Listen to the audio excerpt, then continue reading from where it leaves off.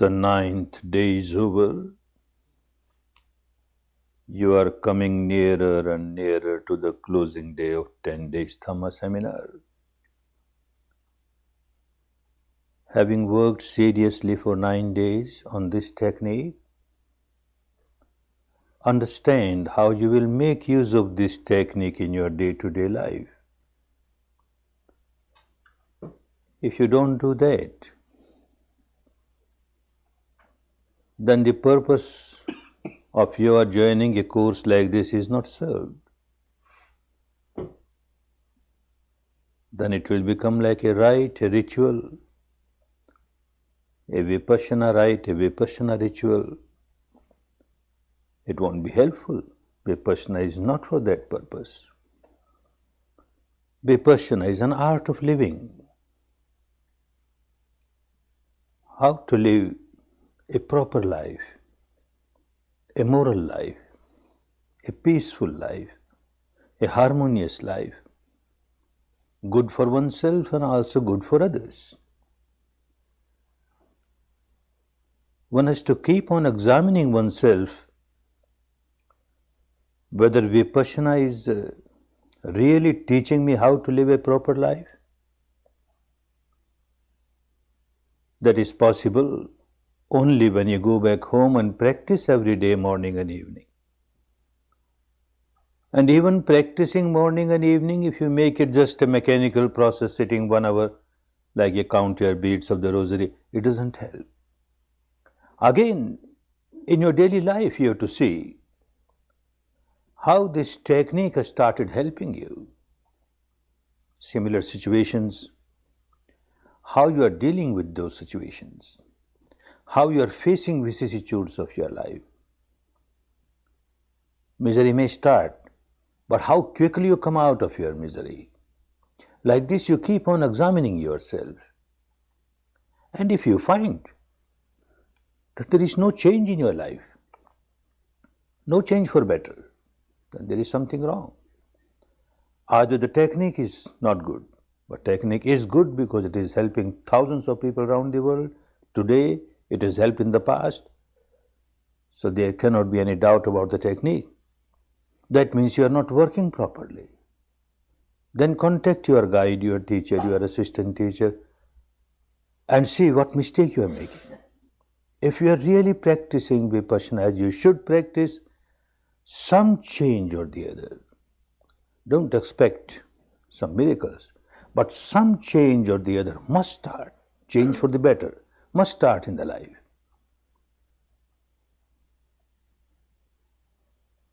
Anything may happen in the life which used to happen previously also. Some unwanted thing has happened. A wanted thing has not happened. Somebody has misbehaved and you reacted. Do you keep on reacting in the same way, with the same intensity, for the same duration, or some change is coming? When you reacted, how quickly you have come to senses, started observing sensation, come out of your negativity, and you have started generating love and compassion for the person against whom you had started generating negativity in the first instance. Keep on examining yourself like that. Maybe 10 times a similar situation you face now as you used to face previously. Quite possible 9 times you react in the same way as you used to react before. No change. Once at least out of 10 times, if once you are not reacted, you start observing your respiration, your sensation, that is a big achievement. Once in 10 times. This alone will become twice in 10 times, thrice in 10 times, and like this you will find you are really progressing on the path. Say a situation as a reason which used to arise previously also, and you have reacted, you have generated negativity, you have generated anger. Previously, you used to roll in that anger, say for 8 hours continuously. You kept on boiling yourself, 8 hours, anger, anger, anger. Now you will notice that this boiling stops in 6 hours? You start smiling. Later on you find in 4 hours you start smiling. In 2 hours, in 1 hour, half an hour, 15 minutes, 5 minutes. This duration of period, if it does not decrease, then you are as miserable as you were before. If you were miserable for 8 hours previously, now you are miserable only for 6 hours. 2 hours you again, you are happy, you are less miserable. 4 hours, if you boil only 4 hours, you are miserable only 4 hours. And like this, duration must become less, less, less. Although you did not start observing your respiration or sensation, yet you will find this duration becomes less, less. The intensity becomes less, less. No magic, no miracle, no supernatural power comes to help you. The law of nature is such. If you had been playing game of sensation for 10 days here, it does not give any good result. I keep on reminding it to the students again and again. Unfortunately, some are such, they keep on taking courses after courses, 10 courses, 20 courses, someone will make a century, and yet no change, no change. Because one is playing games of sensation. When there is pleasant sensation, one feels so highly elated, wonderful. My meditation is so wonderful. When a gross, solidified, unpleasant sensation comes, one feels so depressed, oh, my meditation is so bad. This is not Vipassana. This is totally against Vipassana. Sensation, pleasant or unpleasant, makes no difference. A sensation, what is the nature of the sensation? Look, it is anicca, it arises, it passes away. Every time a sensation comes, the understanding of anicca should be there. Look, arising, passing, arising, passing. And with this understanding of anicca, your wisdom increases, your equanimity increases, and this is how you are taking advantage of Vipassana. Otherwise, no advantage. If one keeps on playing the game of sensations, pleasant sensation, elation, unpleasant sensation, depression, if that continues courses after courses, if that continues in your morning and evening sitting, what benefit do you expect? No benefit. Otherwise, even though something unwanted has happened, you reacted with the anger, and why this duration has become less now, you not started observing respiration or sensation? Because of your practice morning and evening. Without intentionally trying to observe the respiration or sensation, a part of the mind starts observing it. You are boiling in anger. 1 hour, you might get few moments here and there when you observe your respiration, you observe your sensation. Next 1 hour, again few moments, few moments. Those few moments are wonderful moments. Like your car is running with high speed, going to collide somewhere. And a break, a momentary break, the speed becomes a little less. Again, it is running, another break, another break. It went on, it would have went on running for say 8 hours, now in 6 hours it stops, then 4 hours, then 2 hours, then 1 hour. Your anger was so strong, it would have kept you boiling for 8 hours. Now because of this momentary stoppage that you give, break that you give, unintentionally, it happens because of your practice, daily practice, and you are not playing the game of sensation. If you play the game of sensation, what happens now? Something has happened which you don't like in the outside world, and because of that you will get an unpleasant sensation, and because of that you are becoming angry. And when you feel the sensation, all these days, this is what you have been doing, unpleasant sensation, you have negativity towards it, you don't have equanimity in your mind, so now is the unpleasant sensation, you again react to it, you again react to it, you are not coming out of your misery. But if you work properly, an unpleasant sensation and you laugh and you smile, oh, this is impermanent. Let me see how long it lasts. This is impermanent. It arises to pass away. It arises to pass away, and you find this has started working. Like this, keep on examining yourself whether you are making proper use of Vipassana in your daily life or not. Don't expect that in a 10-day course one will become so perfect that now there will be no more negativity, no more boiling. Oh no. It will become less, less, less, and that is good enough. Slow and steadily you will find you are progressing on the path of Dhamma, the path of liberation, liberation from all the miseries. Whenever a misery comes, everyone wants to come out of misery. Nobody wants to roll in misery. But it is ignorance which makes us roll in misery for a long time. Saints, sages of the past, even ordinary human beings, they had been looking for a way to come out of their misery. Something has happened in life, very unpleasant, and one has become very miserable. And that incident keeps on striking again and again in the mind. One becomes more and more miserable. So one way out, people thought, was just divert your attention. People started running after sensual pleasures. One is very miserable, and to come out of misery, one will divert the attention, go to a cinema, go to a theatre, go to a dance hall, go to a bar, this or that, and feel, yes, I am out of my misery. You are not out of misery. Because all these sensual pleasures generates attachment in your mind. And attachment and misery go together. You are becoming more and more miserable. This is the two sides of the same coin. When you have got attachment to sensual pleasure or to anything, then whenever you miss it, you become so agitated, so miserable. You are not coming out of it, no solution. Then some saintly persons, they said, divert your attention not to these sensual pleasures, to something else. For example, unwanted thing has happened and you started generating anger. Get up and walk a little. If that has not worked, get up, drink a glass of water. You are diverting your attention. If that has not worked, just start counting 1, 2, 3, 4, 1, 2, 3, 4. You are diverting your attention. If all that doesn't work, then a solution was given which worked, which still works.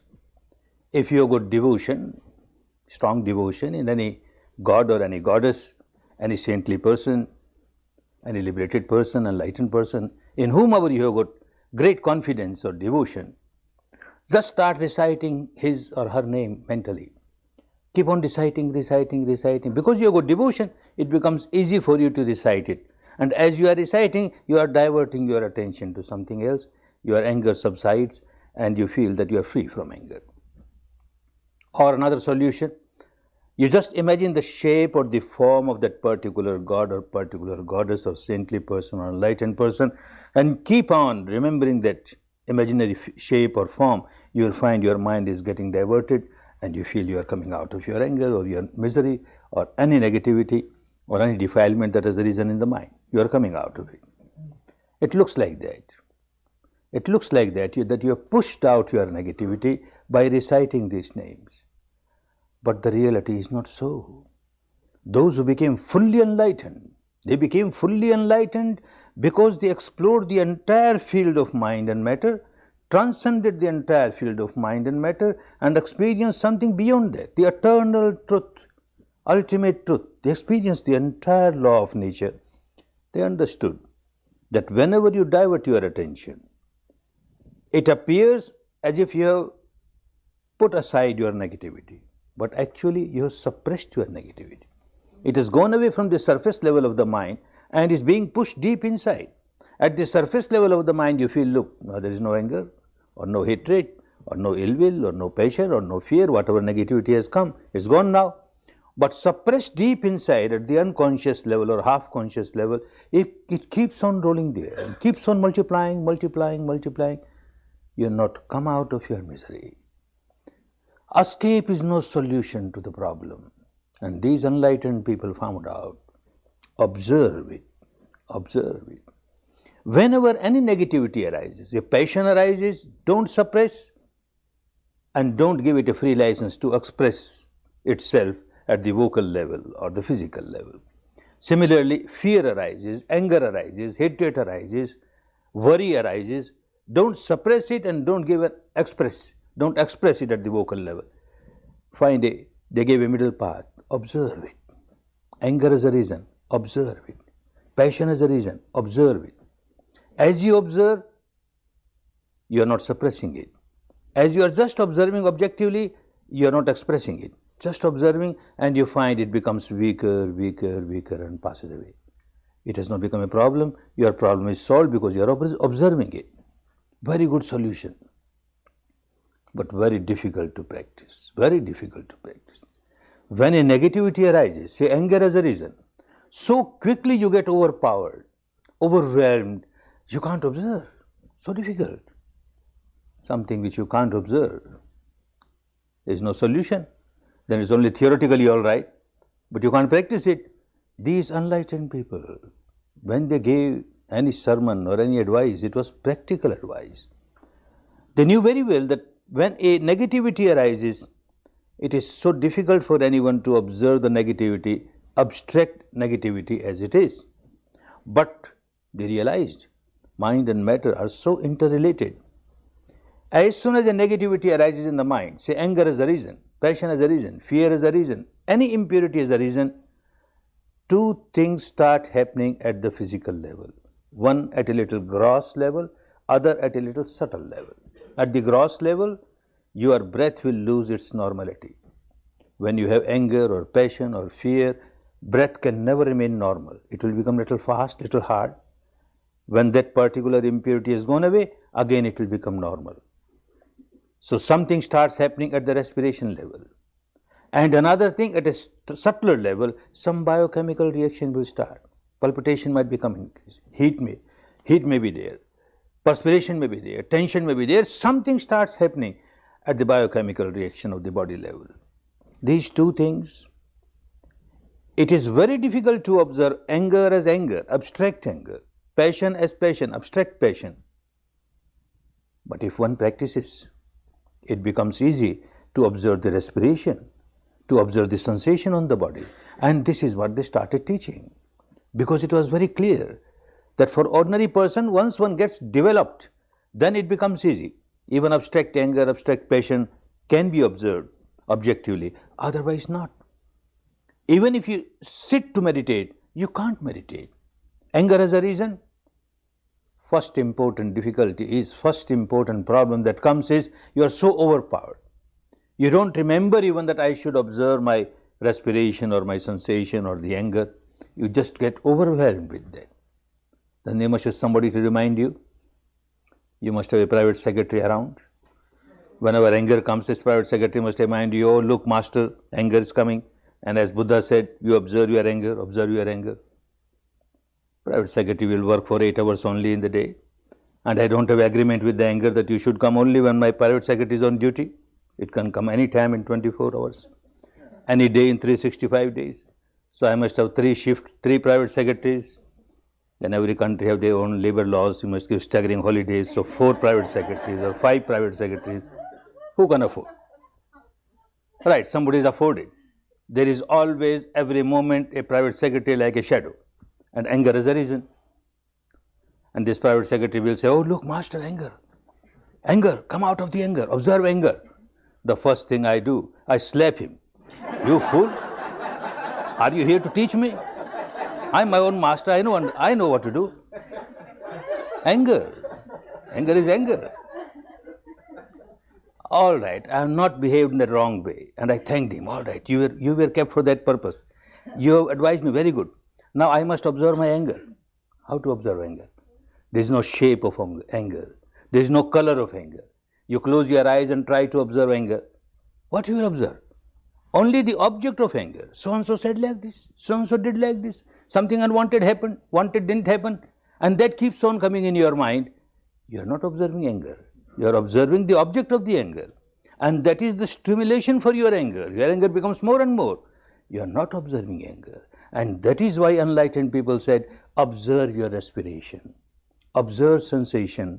Observing respiration, observing sensation, you are not diverting your attention to something else. Because this very sensation, this very respiration is like the other side of the coin. On the one side of the coin, you go to your mental negativity. On the other side, these physical things that are happening, your respiration becoming abnormal or your sensation on the body. So you are facing the problem. You are not running away from the problem. You are not suppressing the problem. A very wonderful solution was found. And for that one has to practice. No magic, no miracle. The old habit pattern of the mind was always give importance to things outside. Things outside. One never tried to understand what is happening inside. Vipassana helps you to see what is happening inside, which is more important than things happening outside. When all importance is given to things outside, then one always remains under the delusion that I am miserable because of things outside. I am miserable because so-and-so said like this or so-and-so did like this. All the cause of my misery I will keep on feeling is outside, outside, outside. A husband will say, if my wife changes a little, our house will become like a heaven, everything will be all right. She has to change a little. And ask the wife, she says the husband has to change a little. Little change in the husband, oh, wonderful. Father will say the son should change a little. Son will say the father should change a little. Mother-in-law will say the son-in-law should change. The daughter-in-law should change. And the daughter-in-law, son-in-law will say the mother-in-law should change. Everyone else should change, not I. I am perfectly all right. What's wrong in me? Because you find fault only outside, outside. You always find the cause of your misery outside, outside. So all your energy, all your strength throughout the life is used to rectify things outside, to correct things outside. Nothing wrong. But big mistake that you are forgetting everything about yourself. What is happening inside? Your energy goes waste. First thing is that it is so difficult to change others. You have no control over others. How can you change others? Even if someone becomes the sole ruler of the whole world, so much power, yet it is not possible that in this person's life everything will happen according to his or her wishes.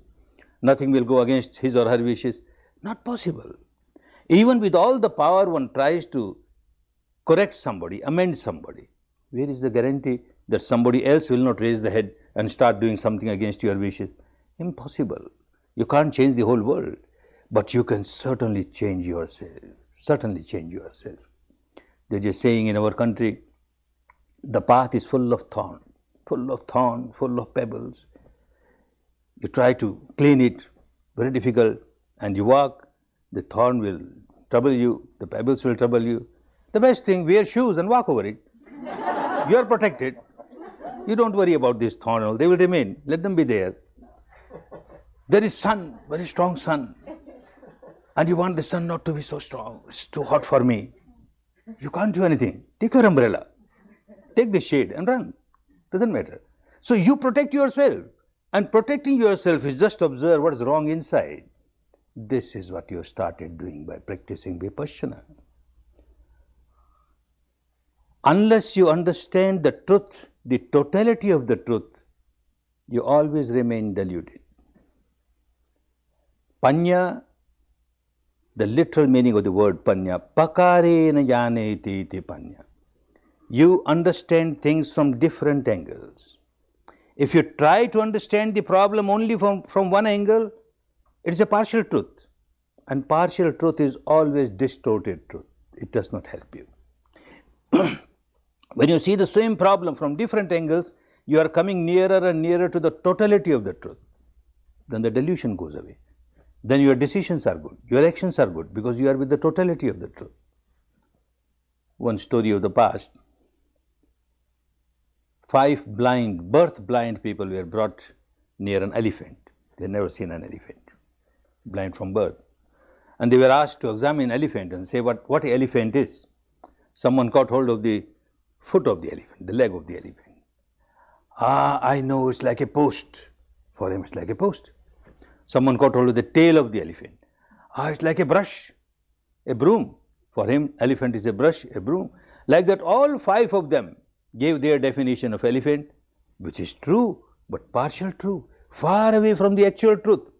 Like this, if we keep on seeing things only from one angle, then it's only a partial truth, a distorted truth. All our decisions will go wrong.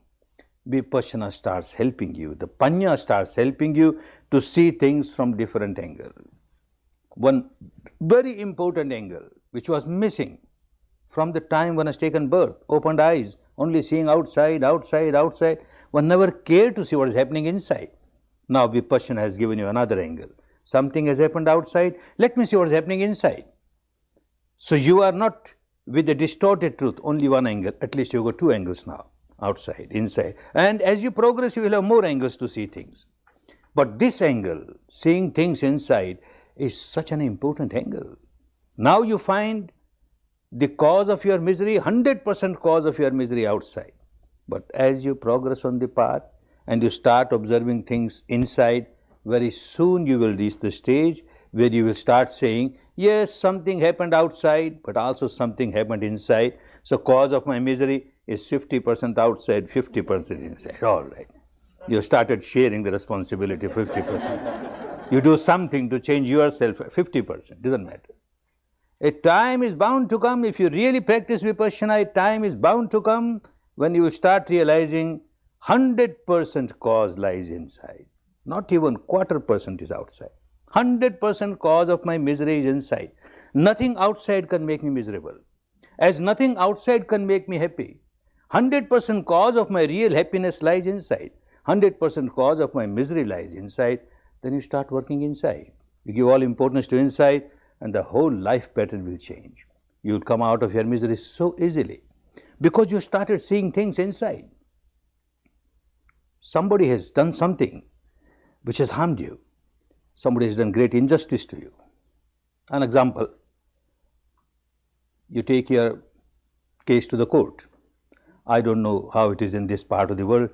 Back in our country, when something goes to the court, litigation, it takes years together, from this court to that court to appellate court, etc., and then reaches the federal court, the Supreme Court.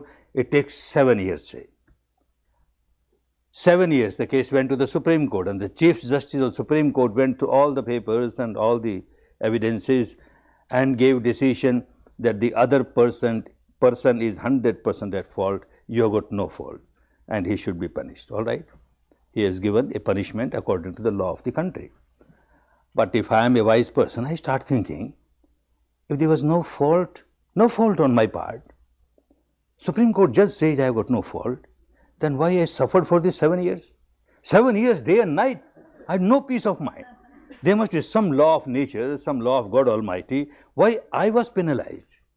With Vipassana, you start understanding why you were penalized. You are responsible.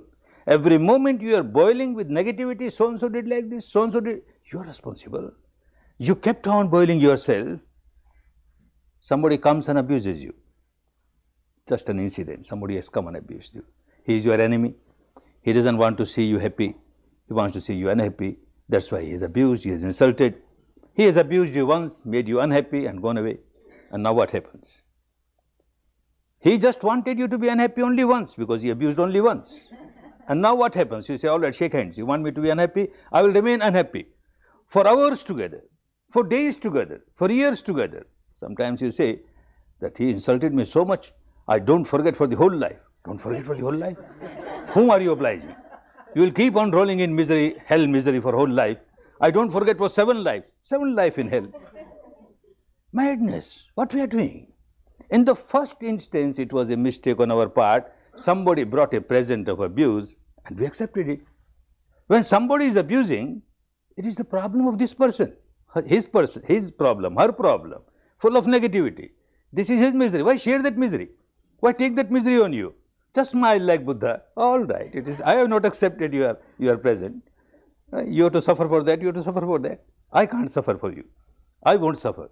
That itself was a big mistake. And then you kept on rolling. You kept on remembering, he insulted me like this, she insulted me like this. You keep on staging that drama on the platform of your mind again, years together. No one else is responsible for that. You yourself responsible for that. As you examine more and more the reality inside, things will become so clear, so clear. I am responsible. Whenever I react, I bring misery to me. I don't react, whatever happens outside, I am not miserable. I can smile. So the entire responsibility lies with me deep inside. I change my own habit pattern. I become free from misery. I start living a better life. But that requires a lot of practice. Things become easier if you practice Vipassana properly. This material structure, how it is working, how biochemical reactions are coming, because of the different sensations are coming, how the mind, the 4 parts of the mind, the vijnana, the cognizing part of the mind is working. The sanya, the recognizing part is working. The vedana, the feeling part is working. And the sankhara, the reacting part is working. How they are working? If you keep on observing them, you will notice that the 4th part, the sankhara part, the reacting part has become so strong for you. And the first part, the vijnana, just cognizing, remaining observing things objectively has become so weak, so weak. And the fourth has become so strong. Oh, this is the reason of your misery. And by the practice of Vipassana, you will find the fourth part, the sankhara becomes weaker, weaker, weaker. Even if you react, it is like a line drawn on the water. It won't be so deep. And the first part, observing objectively, becomes stronger, stronger, stronger. You are coming out of your misery easily. Otherwise, if the practice of Vipassana is not done properly, the results, you can't expect the results that you should get by practice of Vipassana. As you keep on observing the reality, it becomes so clear where the mistake is, where the misery starts, how the misery starts. Otherwise, one keeps on saying, whenever I see this person, I start generating negativity. Is it so? That means something wrong in this person. The biochemistry of this person is such that your biochemistry starts changing and generate negativity. If that is so, then everyone who sees this person must generate negativity. It doesn't happen. The same person, seen by 5 at the same time, one generates negativity, anger, other may generate passion, the third may generate fear, the fourth may generate something else, all 5 generating different things. Oh, then it becomes clear. It is not there, something wrong in me. Each individual has one's own problem. An example, an artist, a very good artist, on a canvas with his or her brush and the ink draws a picture. A very beautiful image comes out, very beautiful. Starts looking at that image, wonderful. This person is so wonderful. And then loses the balance of the mind. I want to live with this person. I must live with this person, so beautiful person. And people say, you are a mad fellow. Your own creation, your own imagination, there is no truth in it, and you want to live with this picture. How is that possible? Oh no, I can't live without this person, I must get this person. Mad fellow. Similarly, the same artist may draw another picture, very horrible, very ferocious. Oh, this person is so bad, so ferocious, he will eat me, he will devour me, please save me, please save. People say, mad fellow. Your own creation, your own imagination, what you are doing? We can say this artist as a mad fellow, but each one is playing the same game. Each one keeps on drawing pictures and then keep on reacting to those pictures. Each one keeps on carving images and then keeps on reacting to those images. All imaginary pictures, imaginary carvings, and yet what a great reaction is there. An example, 20 years back, somebody said something or did something that I did not like. That means my sanya did not like. My sanya said very bad. And as soon as the sanya said very bad, sankhara reacted, you very bad person. Negativity arose. And I carved an image of this person. Very bad fellow. Very bad fellow. For 20 years I have not seen him. After 20 years, with the interval of 20 years, I see the same person and I start reacting. Very bad fellow. Very bad fellow. Oh, in 20 years he might have become a saintly person, who knows? And even the first instance, it was only my sanya which said very bad fellow. Actually, he might not have been bad, who knows? My own creation. I have carved an image of this person, very bad fellow, very bad fellow. I am reacting to this image, created by me, carved by me. This comes between the reality of this person and my reaction, this comes in between, and I am reacting to this. Similarly, another example, 20 years back somebody said something or did something which I liked, that means my sanya liked, wonderful. And the evaluation was given, wonderful person, a thorough gentleman, what a saintly person, 20 years I have not seen him. With the interval of 20 years I see, that image comes, thorough gentleman. He might have become a devil. During these 20 years, he might have changed so much. And who knows, in the first instant he might have been a devil. Only my sanya said, a very thorough gentleman, very good gentleman. I am reacting to my own images. That reality will become clearer and clearer if you start examining how your 4 parts of the mind are working, how the interaction of the body, the material structure interaction is going on. And all that will become so clear if you just observe objectively. Same person, same object, seen by 5 different persons. 5 different persons are good, 5 different images of the same person. They are reacting to their own images, not to this person. Even the same object, it comes to me, in contact with my sense door, eyes or ears or anywhere. 5 different times, the same object, and yet I react in 5 different ways, the same object. Say certain words come to my ear. 5 times, same words have come and I have reacted in 5 different ways. If I am a good Vipassana meditator, it will become so clear. An example. Example is example. No reality in it, just example.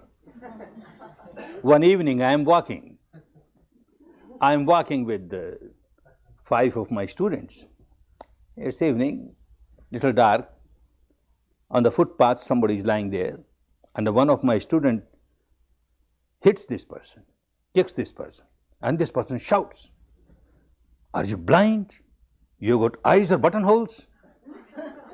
These words come to my ear, and I find a wonderful sensation in my body. Very pleasant sensation, a flow of very pleasant sensation. Somebody is abused. You got eyes or buttonholes, and I am getting a very pleasant sensation. One incident. Second incident, I am going alone. I have hit this person. And he shouts the same language, the same words, the same tone. "Are you blind? You got eyes or buttonholes?" Now I find no pleasant sensation. No pleasant sensation. Unpleasant sensations are there. Third incident. Again, example is example. I am going, and with me my 5 students, and again I have hit. I have hit, and again he has shouted. Same words. "Are you blind? You got eyes or buttonholes?" And I find the unpleasant sensation is more severe than last time. Same words, but yet such difference. Fourth time, just an example. Again, I am walking. I have hit the person. Again, the same tone he has shouted. "Are you blind? You got eyes or buttonholes?" And suddenly I realize these are the words of my son. My son abusing me. "Are you blind? You got eyes or buttonholes?" Oh, the sensation becomes so unpleasant. So unpleasant. Fifth time. Again, example is example. I am walking with 5 of my students. I have hit this person. He has shouted in the same way. I have recognized my son. Oh, now it is totally unbearable. Unbearable. Why? The same words came to the ears 5 times, and why it is so different? What happens? A good Vipassana meditator will start understanding what happens. The first time when these words came, my sanya says, "Yes, these are words of abuse, but not for you. Not for you. They are for your students." And these students, I keep on teaching them, be aware, walk with mindfulness. And they are so immature. They have not understood anything. Hit somebody, and they have to suffer this abuse. I am a Vipassana teacher. I can't make such mistake. Look, this abuse is not for me. It is for my student. And there is a pleasant sensation throughout.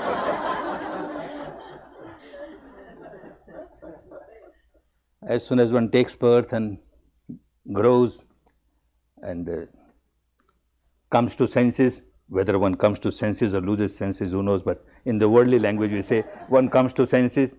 The first thing one does, carves an image of oneself. I, Goenka.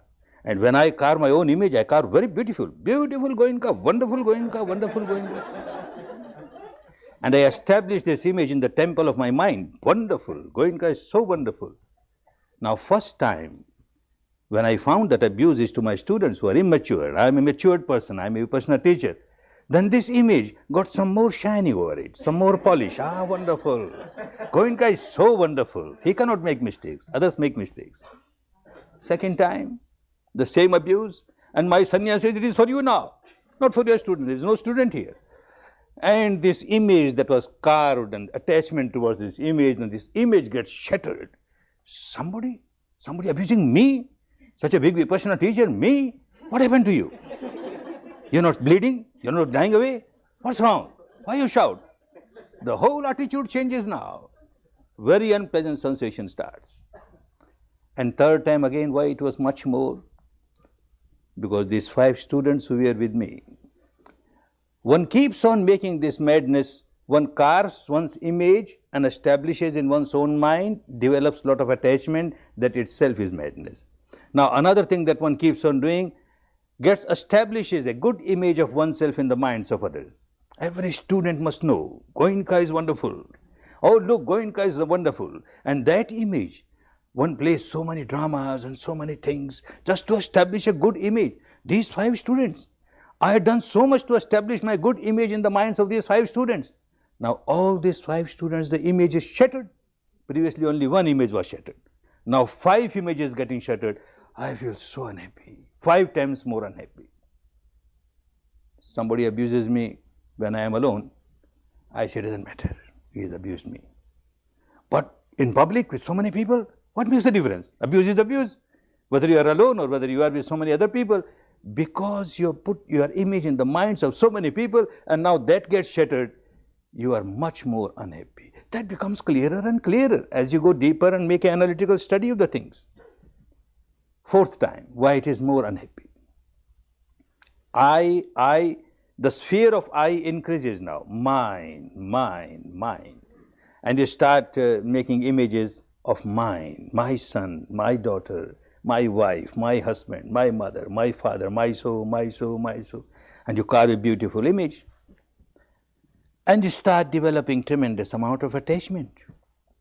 At the apparent level, you keep on fooling yourself. I love my son, I love my wife, I love my husband, I love my mother, I love my father. If you go deeper, you will understand you don't love anybody. At the time of Buddha, the king of the country Pasenjit, he came in contact with Buddha, meditated, became a good Vipassana meditator. And one member of the family becomes good meditator, others slowly get attracted. So the whole family was a Vipassana meditator. His wife Mallika, the queen, she also very good meditator. Both of them meditate in their meditation room in the palace. One day after 1 hour sitting, this king asked the queen, Mallika, tell me, whom do you love the most in the world? And she says, wonderful. The same question came in my mind while I was meditating, and I realized I love myself. I don't love anybody. I don't love anybody. Pasenjit smiled. He said, the same question came to my mind. I examined myself. I found I love only myself. I don't love anybody.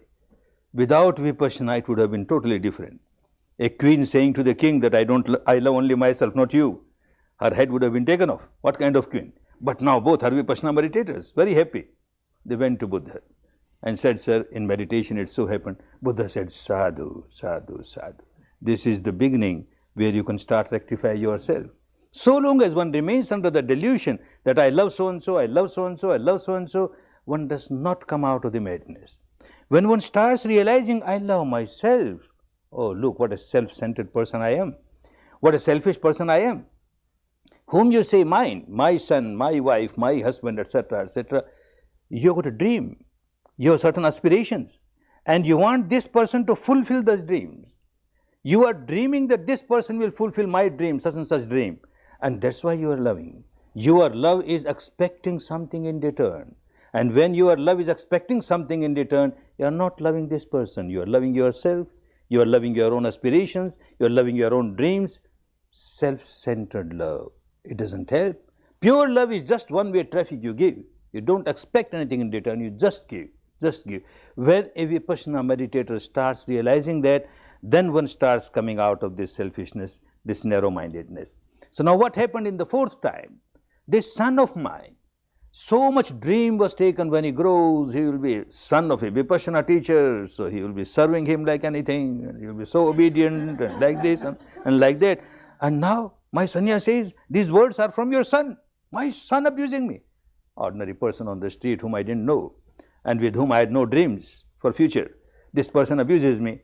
I don't like it, but it doesn't have much effect. My son, he abuses me. Oh, it becomes so unbearable. Now 5th time, why it is much more unbearable? Because the same mistake I keep on doing, the image of my son. As I try to establish my image in the minds of others, I try to establish the image of my son, my daughter, my wife, my so, so wonderful. They may have some defect, but I keep on covering that defect. Oh, no, they are so wonderful, so wonderful. Now the images I established in the mind of 5 of my students about my son, those images got shattered. I am 5 times more unhappy. All that will become very clear when you know how to observe your sensation. Something has happened, what kind of sensation? Something has happened, what kind of sensation? This is how Vipassana will help you. Unless you make use of Vipassana in your daily life, then it will become like any other organized religion. One goes to a temple, one goes to a church, one goes to a pagoda, one goes to a mosque, performs this rite, that rite, feels very happy, I am a very religious person, I am a very religious person. It doesn't help in the life. Deluding oneself. If Vipassana is also made that way, I take one course every year, I sit morning and evening, and my duty is over now. Let Buddha do something for me. He will do, because I am doing his job. He told me to do this, I am doing it. Now it is his job to save me from all misery. It doesn't work. It is changing your own habit pattern. Understanding at the depth how you are making yourself miserable. Moment to moment you are creating only misery for you, either craving, either aversion, either craving or aversion, this sensation, that sensation, craving, aversion, a bundle of misery. And by this technique you are coming out of this mad habit, coming out of your misery. A purpose to come to a course like this should not be taken like a rite or a ritual. There must be a purpose for your coming. And the main purpose is that you understand the reality of mind and matter within yourself at the experiential level. And every time you come, you are developing certain qualities in you. And those qualities will help you to reach the final goal of full liberation. In the language of the past, in Buddha's language, there are 10 such good qualities. And when you fulfill those qualities, you reach the final goal easily. They are called parami. Parami is a quality which helps you to cross the ocean of misery and reach the other shore free from all misery. There are 10 paramis, and one gets wonderful opportunity coming to a course like this to develop all the 10 paramis little by little, like your 10 jars, 10 pots. And even if you put one drop in each, drop by drop, a time will come when all these jars will get fulfilled and you reach the final goal. What are these 10 paramis? What are these 10 qualities? Remember them, so that next time you come, you be very careful that you put at least one drop in each jar. More the better. One parami. Nekkhamma parami. A parami of renunciation. One has to renounce the householder's life so that there is no attachment left. Everyone is not prepared to renounce the householder's life. Everyone cannot become a monk or a nun. Then how to develop this parami? And it's an important parami. Then this wonderful opportunity.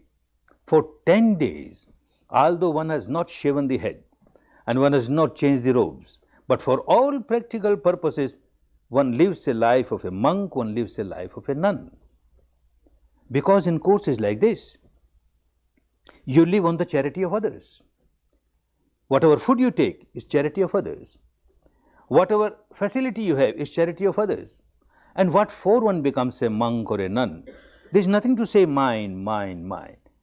All these paramis are to take you to the stage where entire ego gets dissolved. The final stage of egolessness takes you to the final goal. And with renunciation, one becomes a monk, and with the begging bowl in the hand, asks food from house to house, the ego starts getting dissolved. You get a wonderful opportunity here. Initially, when courses were started in India, and for some time here also, when we didn't have our centers, then one mistake was there. We couldn't rectify, and it took time to rectify. Charges were taken from the students, no charges for the teaching, because teaching is so invaluable. What charges can give? What charges can anybody give? But at least for boarding, lodging, the actual expenses, out-of-pocket expenses, were charged from the students. That was wrong. But once the centers started coming up around the world, then the Dhamma started being taught in its pure way, pure form. If money is charged, then you don't get this parami of renunciation, because all the time you feel I am paying for it. And when you take your meals, oh, this is not to my taste, I paid for it, no, this is not good, I want that, your ego is there. Otherwise, like a monk, like a nun, whatever comes in the begging bowl, beggars have no choice. You get it, you eat it, you are happy with that. You are dissolving your ego. Very important. For that purpose, no charges should be taken. No charges of teaching, no charges of boarding, no charges of lodging. When we first gave this idea to the people in India, all the trustees were, when the center was established, they were so afraid. What, Goenkaji, what you are doing? This is such a poor country. People don't get meals for days together. And you are giving free meals here. There will be such a big crowd. I said, don't worry, let them come. They have to work from morning 4:30 till night 9:30. If they work, doesn't matter. If they come only for meals, then they won't work. Then they have to run away. So it doesn't matter. And doesn't matter. Nothing happened. It went perfectly all right. People came to work seriously. Same thing here also when I started in the West. People said, well, in the West, people will suspect you. Why you are not charging even for food? There's something wrong. Some intention, wrong intention is there. Or you are supported by some government or some intelligence group or something. Something is happening. Otherwise, how somebody can give free boarding, free lodging? How that is possible? Not possible. So this doubt won't allow people. I say, this doubt will go away, don't worry. And look, it has gone away. So Dhamma, when it is taught in its pure form, is so helpful to the students. And it helps them to develop this parami, renunciation parami. One feels, I am a monk here. For 10 days, I am a monk. I am a nun. I have to live like a monk, like a nun, on the charity of others. And this helps them. Another parami, Shila parami. The 5 precepts that you take here, you are supposed to observe them outside also. But it is so difficult in outside world. You keep on breaking this or breaking that. Although it may be due to the environment, because you are kept busy from morning 4:30 till night 9:30, there is no opportunity for you to break. So at least for 9 days or 10 days, you keep your Shila so perfect. When you start talking, 10th day tomorrow, slight danger is there. That's why silence for 9 days, to observe this Shila. When you start talking, you may exaggerate something, or you may hide something, and your Shila is broken. So at least for 9 days, perfect Shila, you get this wonderful parami. And the next parami is Virya, efforts.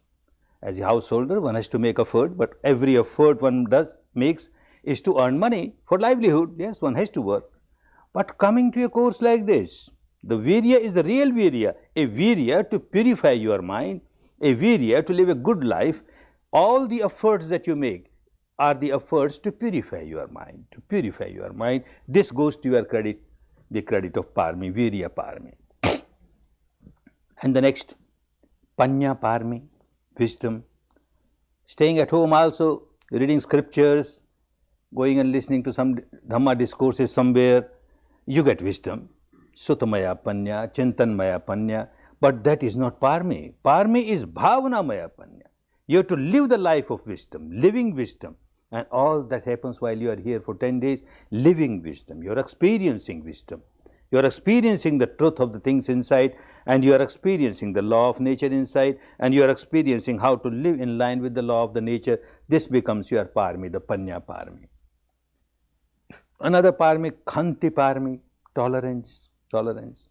Coming to a course like this, 100 students or 200 students sitting together, meditating. You try not to disturb others, but somebody starts disturbing you. Somebody starts coughing. Somebody starts burping. Somebody starts hiccuping. Something happens and you feel so irritated. Mad fellows, why they are disturbing others? And then suddenly you realize, oh, I have come here not to generate negativity. I must generate only compassion, love. This person is ignorant, or this person is a sick person. Why generate negativity? And you come out of this negativity, you learn how to develop your parami of tolerance, Khanti. And the next parami of truth. Truth at the vocal level is a good parami.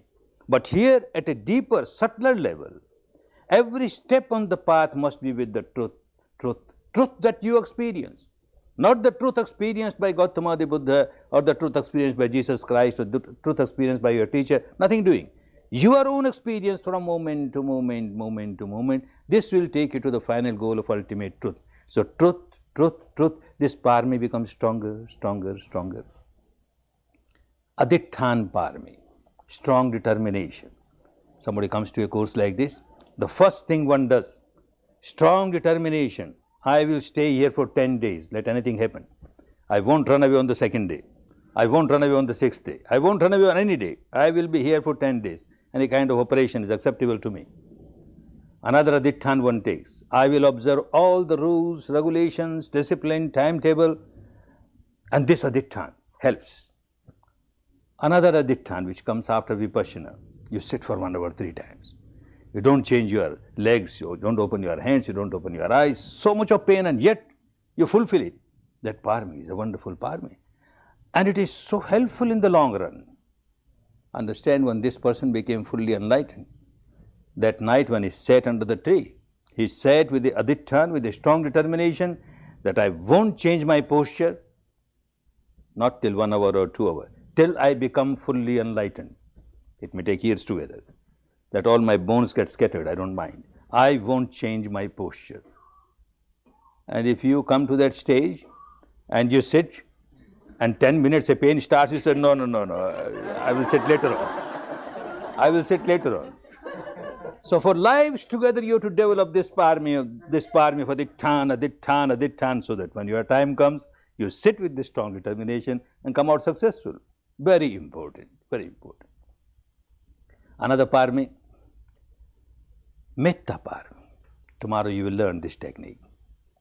Love for all beings. Love for all beings, compassion for all beings. Well, we are taught from the childhood, love thy neighbor, love thy neighbor. So we keep on saying at the surface level, may you be happy, oh my neighbor, may you be happy, may you be happy. But we have got so much negativity towards this person. Deep inside we keep on saying, you go to hell. Oh my neighbor, you go to hell, you are so bad. That doesn't work, that doesn't become a parami. Because the deep inside your unconscious mind is much stronger than the surface level mind. So when you keep on giving metta only at the surface level, it doesn't work, it doesn't become your parami. This technique, for 9 days you keep on purifying your mind, keep on purifying your mind, keep on breaking the barrier between the surface mind and the inside mind, and then tomorrow on the 10th day you learn this metta, may all beings be happy, may all beings share my peace, my harmony. Then there is no trace of negativity, and you are learning the real metta which goes to your credit as a parami. And the next, upekha. With all the experiences that you have here, upekha, equanimity, equanimity, equanimity. Whatever experience you have, pleasant, unpleasant, neutral, equanimity, you get a wonderful opportunity. Otherwise in the life, when ups and downs are coming, vicissitudes are coming, you may have equanimity, but that equanimity will be at the surface level of the mind. But now you are experiencing at the depth of the mind. The sensations are experienced by the deepest level of the mind, and you are training this deepest level of the mind to remain equanimous. Upekha, upekha, upekha. This becomes your parami. And the next, dana parami, donation. As a householder, it is very difficult for a householder to reach the final goal. Why? Main difficulty is that a householder is not supposed to go and beg food. A monk and nun should go out and beg food. A householder has to work hard, very hard, work honestly and earn money. Support oneself, support those who are depending, and support others. This is the responsibility of a householder. Once you start working and you start earning, then the ego gets inflated. Look, I am such a smart person. I am such a clever person. I am so intelligent. And that is why I am successful. Others are not successful. I earn this much, I earn that much. Money that comes develops so much of ego in the mind, and so long as the ego is there, you are far away from the final goal of full liberation. Now, how to come out of this ego? On the one hand, one has to earn money, and on the other hand, every money that comes generates ego in you. That is why the saintly people, the enlightened people, they advise that whenever you earn, you keep on understanding that you are not earning for yourself. Of course, you are earning for your own maintenance and the maintenance of all those who depend on you, but you are also earning for others, Others have got share in my earning. Then the ego becomes less. It won't be that strong. In a course like this, 10 days are over. One has been dissolving the ego, purifying the mind. Then whatever donation one gives, according to one's own capacity, less or more, is a material, gives with a purity of mind, not expecting anything in return. Even this dana becomes very impure when you expect something in return. Your love becomes very impure when you expect something in return. Your service to others becomes very impure if you expect something in return. So also the dana becomes very impure if you expect something in return. I have given so much dana, so there must be one bungalow made for me. Whenever I come, I must be there, all comforts for me. When I am not there, all right, let others use it, doesn't matter. But when I come, and first admission, I must always get admission. All those expecting something in return. Or I have given so much dana, so on this bungalow or on this structure, my name should be written, donated by Goenka, the great Goenka. All that madness, because one doesn't know what Dhamma is. This is what one has been doing the whole life, working here for 9 days, for 10 days, dissolving ego. Oh, whatever I am giving is for the good of others. As I got so much benefit because somebody gave for me. Somebody gave this charity, and that is why I got all this wonderful Dhamma which is so good for me. May similarly more and more people get benefit from it. So the charity that comes from the mind of purity, just helping others, seeing others coming out of the misery, this goes to your credit as a parami. Otherwise, if the ego gets built up, then it is no more parami. All these 10 paramis, you get wonderful opportunity coming to a course like this. Coming to a course like this, to meditate, purify your mind, and develop all the 10 paramis. People come to give 10 days service in such courses. And those who come for 10 days service, they are developing the same 10 paramis. They get an opportunity here, serving here. They find that how they are developing their parami. This developing of the parami, drop by drop, in these 10 jars, 10 pots, big pots or small pots. If you are going to become a fully enlightened person, the jar is too big. It takes time, doesn't matter. But otherwise, full liberation comes even with smaller jar. But all these 10 jars must be filled. All the 10 paramis must be complete. And that completion, you get a wonderful opportunity coming to a course like this. Make best use. Next time, whenever you come to the course, keep in mind that I am going to the course not for a rite, not for a ritual, not for a religious ceremony. I am going to fulfill my own paramis. I am going to make a change in my life, and a change for better. And then you keep on applying it in life. All these 10 paramis will come to help you in your daily life also. Not at the final goal time. They will be helping you every time in your every life. Any problem comes, you will find one parami or the other is coming to help you. Because these are all good qualities. A pure mind must have those good qualities.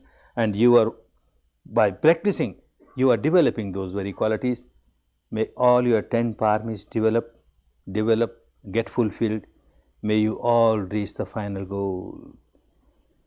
May you all experience liberation from the bondages, the shackles, the chains of all the defilements, so that you enjoy real peace, real harmony, real happiness, real happiness. Bhavat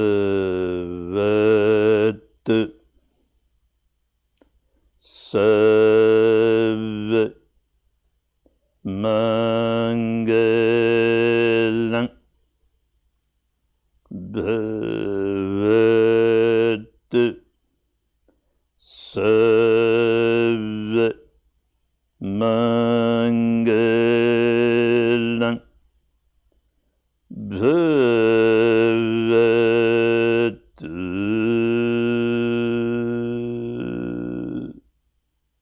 Sarva Mangalam.